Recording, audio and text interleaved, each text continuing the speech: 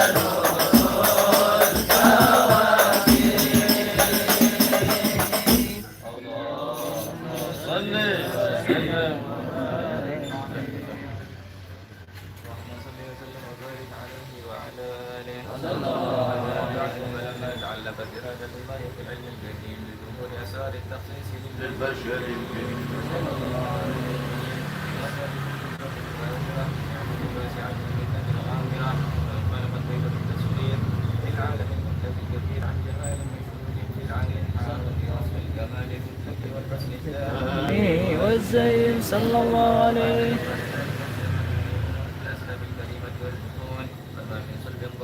إلا وتمت عليه من الله